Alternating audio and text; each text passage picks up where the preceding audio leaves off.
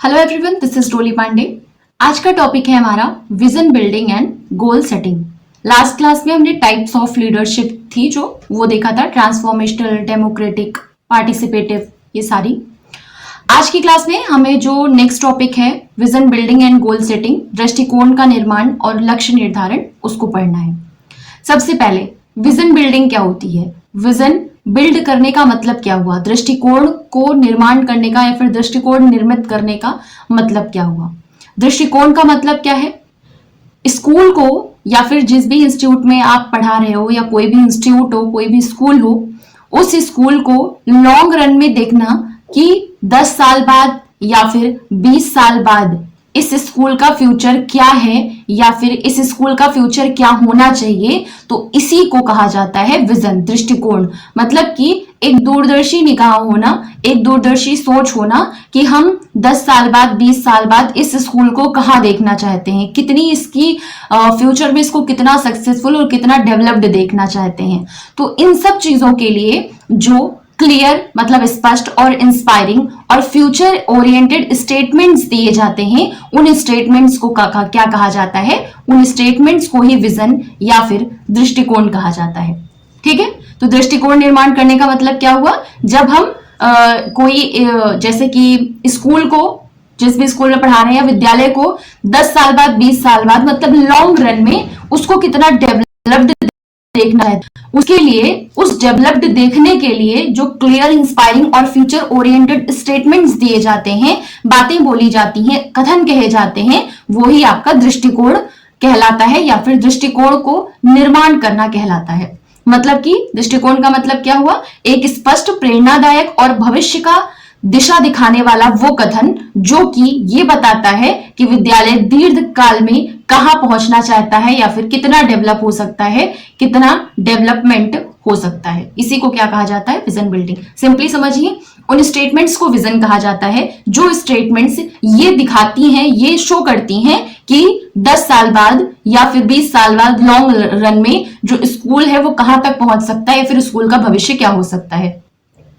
तो उस भविष्य को पाने के लिए, उस डेवलपमेंट को पाने के लिए जो फ्यूचर ओरिएंटेड और क्लियर कह सकते हैं, स्पष्ट, आप दो वर्ड याद रखिए, फ्यूचर ओरिएंटेड और क्लियर जो स्टेटमेंट्स दी जाती हैं, जो कथन बोले जाते हैं, उसी को विजन कहा जाता है। जो विजन है वो स्कूल की जितनी भी गतिविधियां हो रही हैं, स्कूल में जितनी भी एक्टिविटीज हो रही हैं, उन सारी की सारी एक्टिविटीज को एक डायरेक्शन प्रोवाइड करता है, एक दिशा प्रदेश प्रदान करता है और एक उद्देश्य प्रदान करता है। मतलब कि स्कूल की जो को करिकुलर एक्टिविटीज कराई जा रही हैं और स्कूल में जो करिकुलर एक्टिविटीज कराई जा रही हैं, ये दोनों ही तरीके की जो गतिविधियां होती हैं, इन गतिविधियों को कराने के पीछे क्या ऑब्जेक्टिव होना चाहिए, क्या उद्देश्य होना चाहिए, और इसके अलावा ये जो ऑब्जेक्टिव एक्टिविटीज हैं वो किस दिशा की ओर जा रही हैं, ये बताने वाली चीजें विजन कहलाती हैं। मतलब कि मान लीजिए जो स्कूल में आप ये स्पोर्ट्स वगैरह करवाते हो, तो इसका उद्देश्य क्या होता है,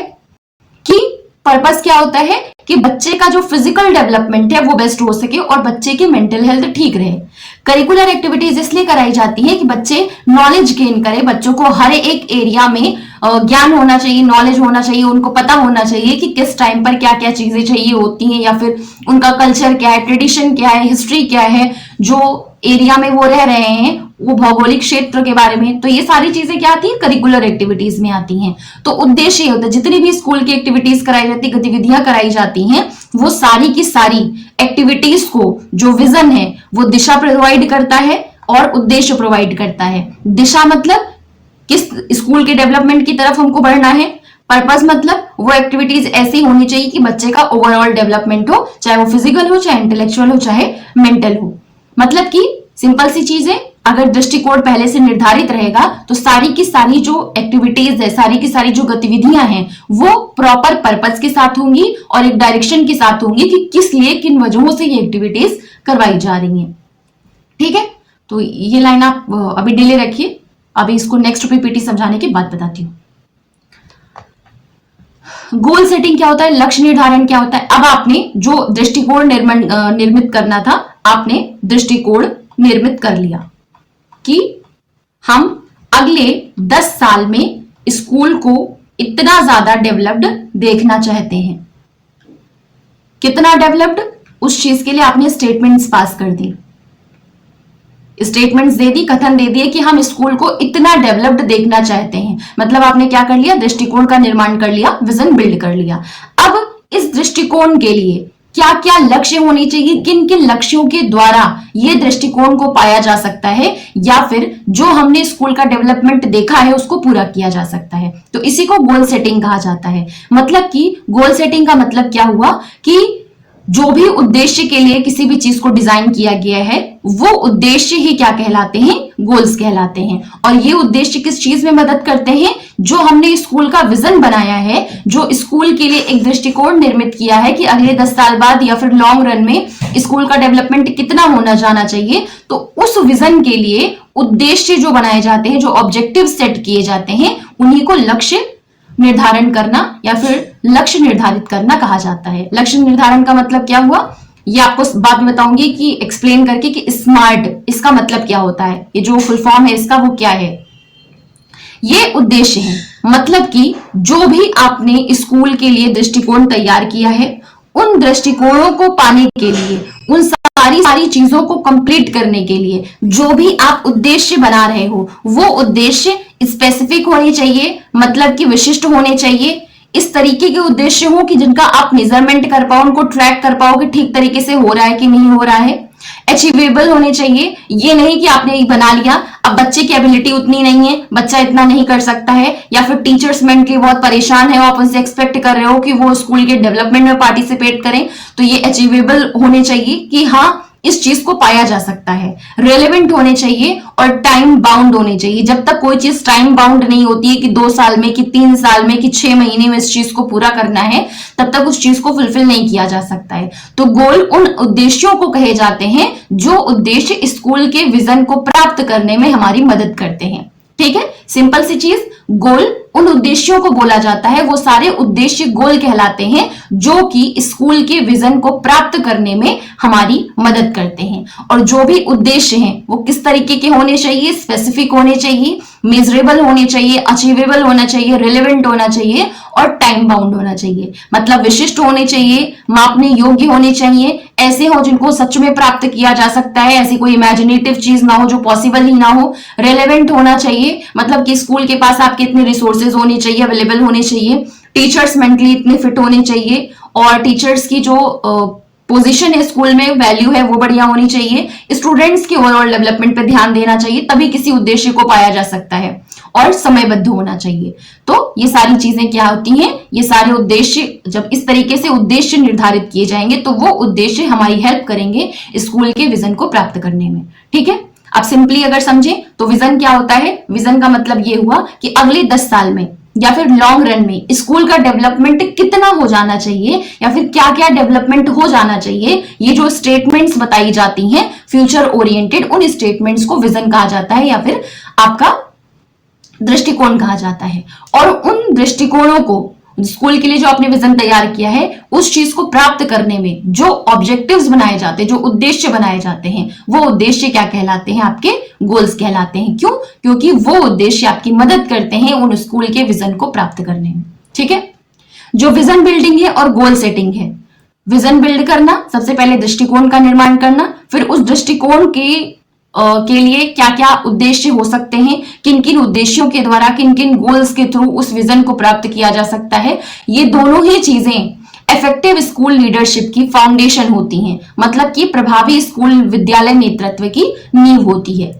अगर वेल डिफाइंड विजन हो, मतलब कि जो दृष्टिकोण हो, जो फ्यूचर ओरिएंटेड स्टेटमेंट्स हैं कि क्या क्या डेवलपमेंट इस स्कूल में हमको चाहिए या हो जाने चाहिए, तो अगर वेल डिफाइंड जो विजन है वो होगा जो कि स्मार्ट गोल्स से अकम्पनीड होगा, तो ऐसा वेल डिफाइंड विजन जो कि स्मार्ट गोल्स से अकम्पनीड हो, मतलब कि आपने जो विजन सेट किया है वो विजन अगर इस तरीके का हो जिसमें कि एक प्रॉपर एक्सप्लेन्ड स्पेसिफिक गोल्स को साथ में लेकर के किया जाए, तो इससे क्या होगा, स्कूल का लगातार इंप्रूवमेंट होगा, शेयर्ड ओनरशिप होगी, हर एक व्यक्ति अपनी रिस्पॉन्सिबिलिटी समझेगा, हर जगह पे लीड करने में सामने आएगा, इनिशिएटिव बनेगा, और बच्चों के जो परिणाम है, स्टूडेंट आउटकम्स हैं, वो भी बढ़िया आएंगे। ये सब पॉसिबल कैसे है, स्कूल का लगातार इंप्रूवमेंट, शेयर्ड ओनरशिप और बच्चे के जो परिणाम है वो बेटर आए। ये सारी की सारी चीजें पॉसिबल कब है? जब वेल डिफाइंड विजन होगा और एक बढ़िया स्मार्ट गोल सेट किया जाएगा, तभी ये सारी चीजें पॉसिबल हो सकती हैं। मतलब कि स्कूल का सतत सुधार, साझा उत्तरदायित्व और बेहतर छात्र की उपलब्धियां ये तभी सुनिश्चित की जा सकती हैं जब जो विजन है एक स्पष्ट दृष्टिकोण होगा और स्मार्ट लक्ष्यों के माध्यम से ये सारी चीजें की जाएंगी। ठीक है, to create an inclusive and innovative, अब ये जो विजन बिल्डिंग और गोल सेटिंग मतलब कि दृष्टिकोण निर्माण और गोल सेट करना, लक्ष्य निर्धारण, ये दोनों की दोनों चीजें जरूरी क्यों हैं? इसलिए जरूरी है क्योंकि ये जो स्कूल का अधिगम का वातावरण है उस वातावरण को समावेशी बनाता है, इसके अलावा इनोवेटिव बनाता है। और अगर स्कूल का वातावरण समावेशी और इनोवेटिव होगा तो बच्चों की जो फुल पोटेंशियल है, जो उनकी पूरी क्षमता है, वो अपनी पूरी क्षमता तक पहुंच पाएंगे। ठीक है, तो इस वजह से विजन बिल्डिंग और गोल सेटिंग ये दोनों चीजें बहुत ज्यादा इंपॉर्टेंट है। अब यहां पर एक लाइन हमने छोड़ी थी, तो vision without a plan is just a dream, a goal without action is just a wish. ये दोनों चीजें इंपॉर्टेंट इसीलिए है क्योंकि अगर विजन बनाया जा रहा है, विजन सेट कर लिया कि हाँ हमको इतने साल बाद ये डेवलपमेंट है जो अपने स्कूल में चाहिए, लेकिन आपने उसके लिए कोई प्रॉपर प्लान नहीं बनाया है, तो विजन, वो जो दृष्टिकोण है वो केवल एक सपना है। और अगर आपने कोई लक्ष्य निर्धारित किया हुआ है, उस लक्ष्य के लिए आप एक्शन नहीं कर रहे हो, उस पर काम नहीं कर रहे हो, तो वो सिर्फ एक इच्छा है, इसके अलावा कुछ नहीं। ये था आपका vision building and goal setting. अब इसका इंपॉर्टेंस क्या है, क्यों इंपॉर्टेंट है ये? क्योंकि ये स्कूल के डेवलपमेंट के लिए स्कूल की सारी एक्टिविटीज को एक डायरेक्शन प्रोवाइड करता है, एक उद्देश्य देता है कि हम ये एक्टिविटीज कराएंगे तो हमारा स्कूल का डेवलपमेंट इतना हो जाएगा, हमारे स्कूल के जो सारे टीचर्स हैं वो रिस्पॉन्सिबल हो जाएंगे, हमारे स्कूल के जो सारे बच्चे हैं वो अपने फुल पोटेंशियल तक पहुंच पाएंगे। तो एक जो पर्पस है और डायरेक्शन है वो दोनों ही प्रोवाइड करने का काम करता है विजन बिल्ड करना और गोल सेट करना। टीचर, स्टूडेंट और स्टाफ ये सब के सब मोटिवेट होते हैं अगर उनको प्रॉपरली कन्वे करके बताया जाए कि हाँ हमको अपने स्कूल का डेवलपमेंट इतना चाहिए और उसके लिए ये उद्देश्य हैं। Helps in better planning and decision making, अगर पहले से ही हमने दृष्टिकोण बना लिया है कि ये डेवलपमेंट हमको चाहिए और ये उद्देश्य के लिए हम काम कर रहे हैं, तो किसी भी चीज को, किसी भी एक्टिविटी को प्लान करना आसान हो जाता है, उसमें मदद मिलती है और डिसीजन लेना भी आसान हो जाता है। Build share understanding and commitment, जब इन दोनों के थ्रू क्या होता है, साझा समझ बनती है और प्रतिबद्धता का निर्माण होता है। ये लोगों की परफॉर्मेंस को भी इंप्रूव करता है और उत्तरदायित्व को भी बेहतर बनाता है। क्यों? क्योंकि जब हर एक टीचर को पता होगा कि हाँ हमको अपने स्कूल को, इंस्टीट्यूट को कहां से कहां तक पहुंचाना है, कितना बच्चों का डेवलपमेंट करना है, किस तरीके से बच्चों के आउटकम्स को बढ़िया करना है, तो ये सारी चीजें जब पहले से क्लियर होंगी तो उनकी परफॉर्मेंस इंप्रूव होगी। उनको पता होगा कि हाँ हमको कितना ज्यादा बेटर परफॉर्म करना है जिससे कि हम इन उद्देश्यों को प्राप्त कर सकें, और उत्तरदायित्व को भी बेहतर बनाएगा। तो ये इंपॉर्टेंस होती है।